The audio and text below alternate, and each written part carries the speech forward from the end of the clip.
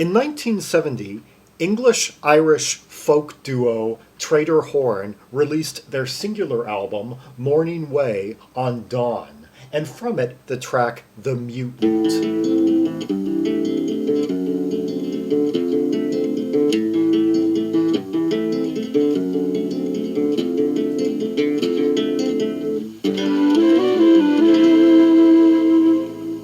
He is the thinker that sits by the river, holding winged insects in front of his eyes.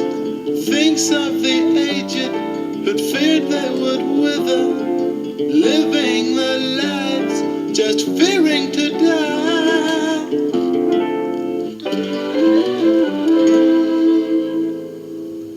Cardboard and leather and synthetic fiber don't cover his body or flatter his mind. The earth is like heaven and the water like cider. He walks on the ground and he flies in the sky.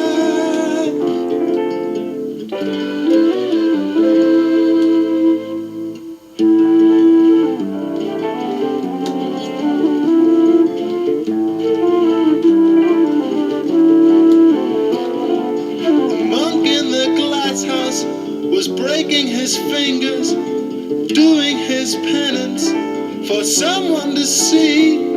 The head in the alley was licking his papers and thinking he's better than me.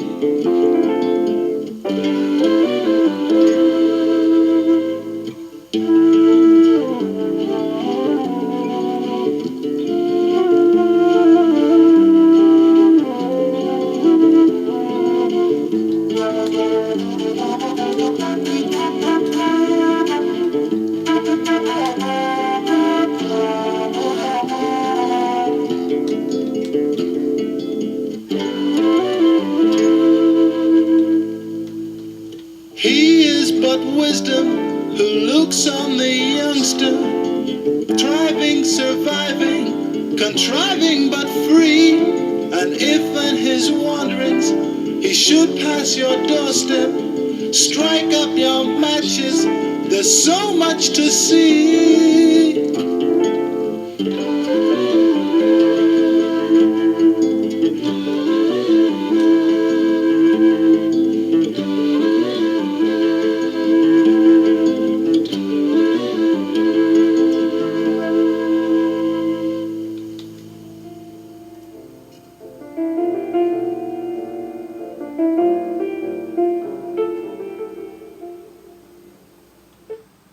Okay, that was The Mutant from Trader Horne. Okay, and in that song we had this plucked acoustic progression with chromatic bass descending notes from A minor with emphasized fifths from Jackie McAuley over Judy Dyble's piano, playing very lightly amid that acoustic passage. Light harmonized wordless refrain with the two vocalists, and some soft flute over the instrumental passages of that acoustic choral progression. And at the end, a fade in, fade out piano coda from Dyble. Yes, Trader Horne, the duo comprised of English pianist and autoharpist vocalist Judy Dyble, who was the original singer of Fairport Convention before Sandy Denny took over for a few albums, and Irish multi-instrumentalist Jackie McAuley, who hailed from them and the Belfast Gypsies, and he would issue a self-titled solo album the following year. And lyrically, let's see. Most of the tracks on this album are McAuley originals, with two exceptions, this being one of his compositions. He is a faker that sits by the river, holding winged insects in front of his eyes, face of the aged, but feared they would wither, living their lives just fearing to die. cardboard and leather and synthetic fiber. Don't cover his body or flutter his mind. The earth is like heaven and the water like cider. He walks on the ground and he flies in the sky. Monk in the glass house was breaking his fingers, doing his penance for someone to see. The head in the alley was licking his papers and thinking he's thinking better than me. He is but wisdom who looks on the youngster, thriving, surviving, contriving but free. And if in his wanderings he should pass your doorstep, strike up your matches. There's so much to see. I'm trying to parse what kind of mutant he's singing about. One theory is that it could be about a transient. The first 7 lines could be read that way, and the last few, a transient becomes a mutant through just years of that kind of lifestyle, being unbathed and just doing nothing all day but surviving and barely doing that, kind of just existing on what's available. He is a faker that's okay. Face of the aged, but feared they would wither. Living their life, or this could be talking about several of them. Don't cover his body or flutter his mind. Cardboard and the earth is like heaven and water like cider. Yeah, heaven would be kind of the ultimate destination for someone in that lifestyle. Water like cider, because that's pretty much available for him to drink. And if in his wanderings he should pass your doorstep, strike up your matches, there's so much to see. I'm thinking matches, it would maybe be to clear the air. Not if it's outdoors necessarily, but yeah, and then the stuff about Monk in the glass house was breaking his fingers kind of suggests something else. It could be about the way that certain people in certain ways of life become so different from the average human, and their experiences and what they end up doing with themselves and are just things that most people just wouldn't really be able to relate to at all or understand. Yeah. Anyway, that was The Mutant. Let's hear another track from Morning Way, Velvet to Atone.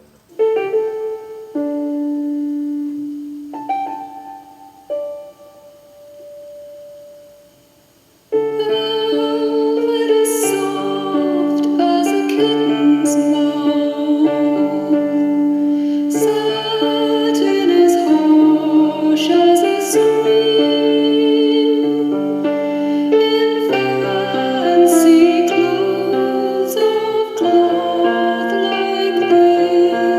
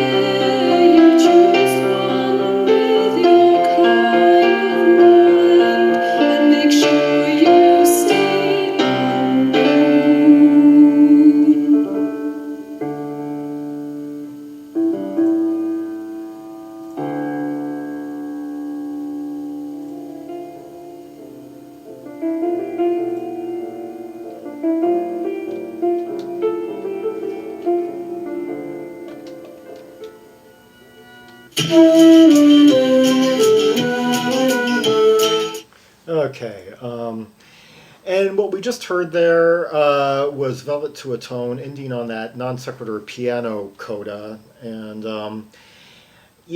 basically a slow, tender piano ballad in D minor. The arrangement underlying a very lithe vocal by Dyble with extended vowels. And instrumental sequence of that same structure. And coda, basically making for a very, tender ballad, written by McAuley nonetheless. And lyrically, velvet is soft as a kitten's mouth, satin is harsh as a scream. In fancy clothes of cloth like this, who knows what you dream?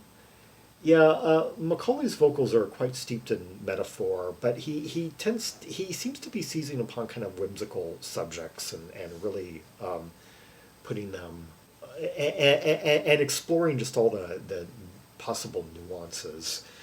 Your eyes seem as soft as a piece of fur, but they gleam as hard as coal. If your lips were to seek sweet words of love, it would prove you have no soul. So if you need a friend who will help you to win, this is all that you started alone. Take care, you choose one with your kind of mind, and make sure you stay unknown. Okay, the first few lines are just these contradictory phrases that make the point in numerous ways that things aren't what they might seem on the surface, or that people's intentions aren't really what they're trying to put them across as. Like, velvet is as soft as a kitten's mouth, assuming that a kitten's mouth isn't soft like velvet. Satin is harsh as a scream. Yeah, that's not what people don't often, compare those two.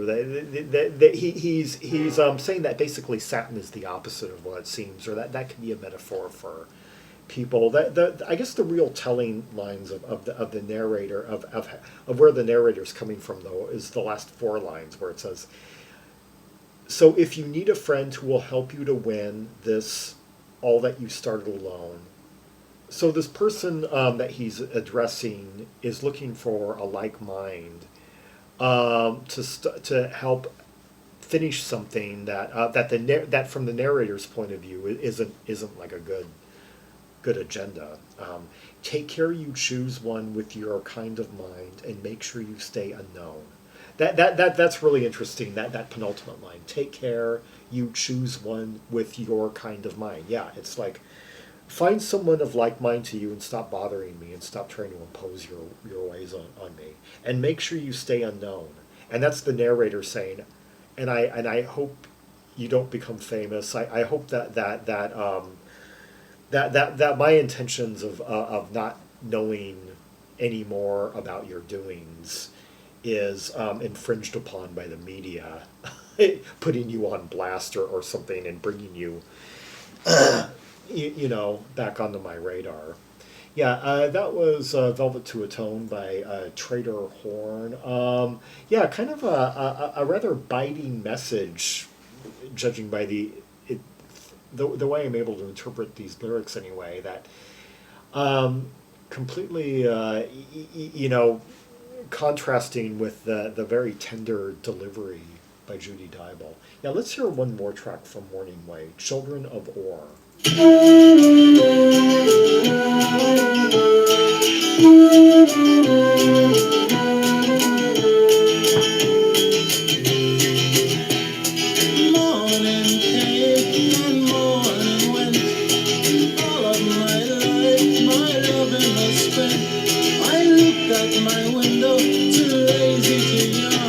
It worries me finding my lady had gone. Oh yes,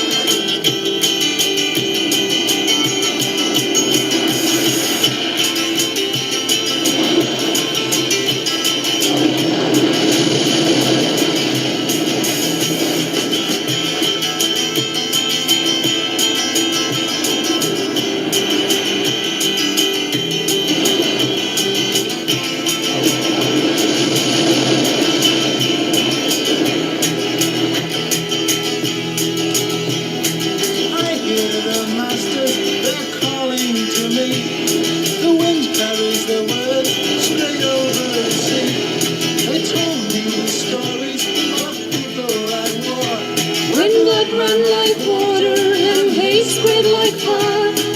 Oh yes, suddenly be golden sand swept in from the sea.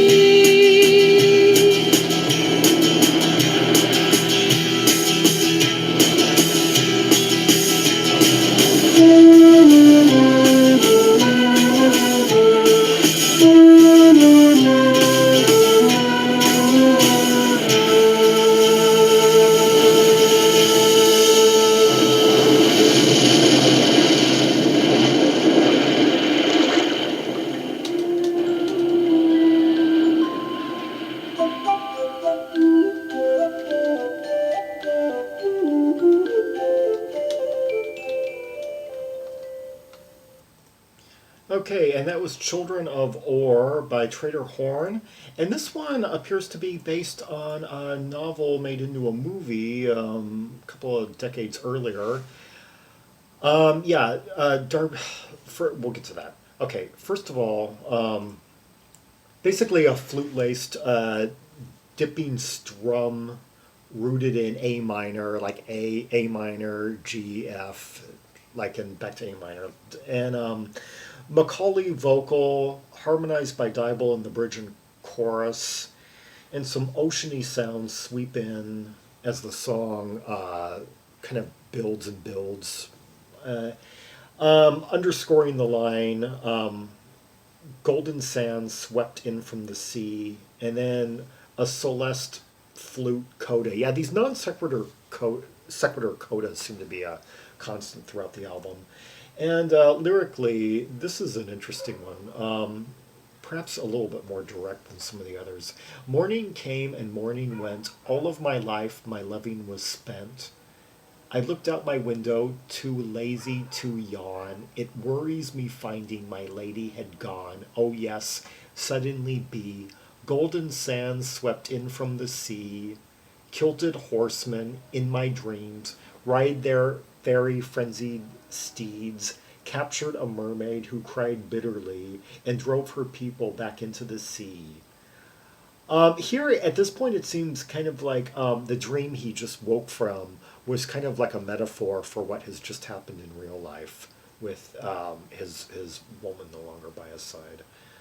Oh yes, suddenly be golden sands swept in from the sea. Huh. Golden sands would seem like a good thing. So, the children of Darby O'Gill. Okay, and that's what had me googling. Play in the sand. Play in the islands of icebergs at will. The carnival opens. The children all play, singing their songs. Da do da do da. Oh yes, suddenly be golden sands swept in from the sea. I hear the masters. They're calling to me. The wind carries the words straight over the sea. They told me the stories of people at war when blood ran like water and hate spread like fire. Oh yes, suddenly be golden sands swept in from the sea. Okay, and so Darby O'Gill, that seems to be the key to cracking the code here. Darby O'Gill and the Little People is a 1959 American fantasy adventure film produced by adopted from the Darby O'Gill stories of Hermione Templeton Kavanagh, British writer, mostly known for her short stories. Plot. Darby O'Gill and his daughter Katie live together in a small Irish town of Rathcollen. Darby works as the caretaker of an estate owned by Lord Fitzpatrick and tries to catch a tribe of leprechauns, particularly their king, Brian Connors. Lord Fitzpatrick retires Darby, replacing him with a young Dubliner named Michael McBride. Darby begs Michael not to tell Katie he is replacing him, and he reluctantly agrees. While chasing Fitzpatrick's horse, Cleopatra, who is actually a puka, a creature of Celtic folklore, considered to be bringers both of good and bad fortune. They could help or hinder rural and marine communities. That's kind of what we were dealing with in that track. Darby, so good fortune, his lady has left him or has been taken away, but the ocean brought in golden sands in exchange. Darby is captured by Brian and the leprechauns and brought to their mountain lair, Cocknoshiga. Darby learns Brian has brought him to the mountain to avoid his secret getting out to Kate, but Darby cannot leave that mountain lair as a consequence. And then it just goes on and on and on with more plot, but I think I kind of get the gist, sort of what's going on.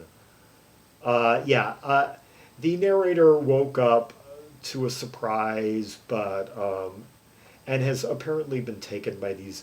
So this may be spoken from the morning came and all my life my loving was spent. I looked up.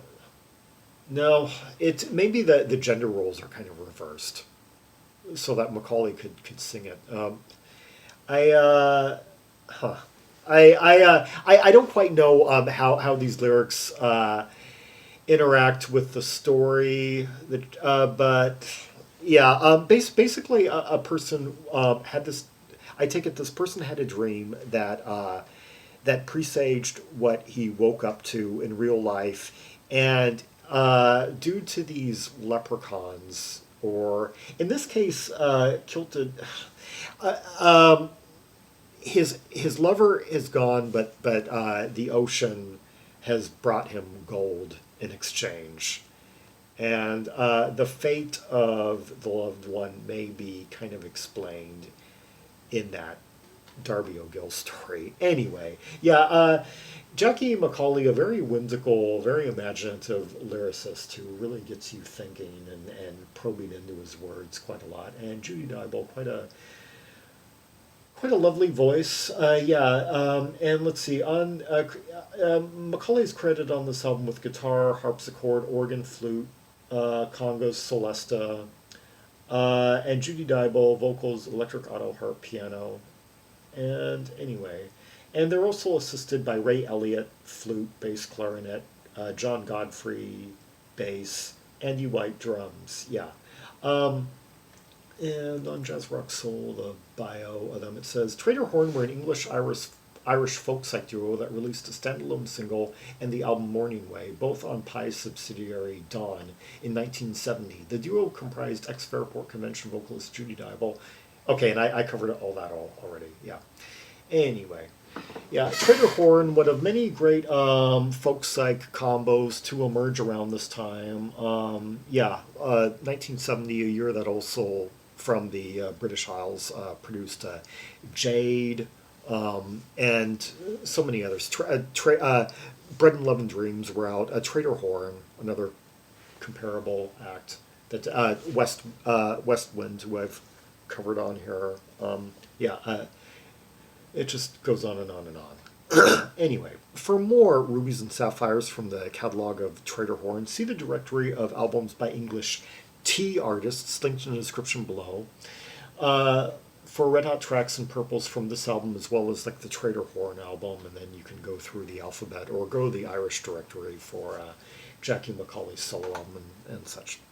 Like and subscribe, follow me on social media, share the video, and leave a comment if there are any observations you have about the 3 tracks we just heard. The Instrumentation, the arrangements, the composition, the vocals, and I guess most importantly here, the lyrics. What are your interpretations of all these loaded, very poetic, intriguing metaphors?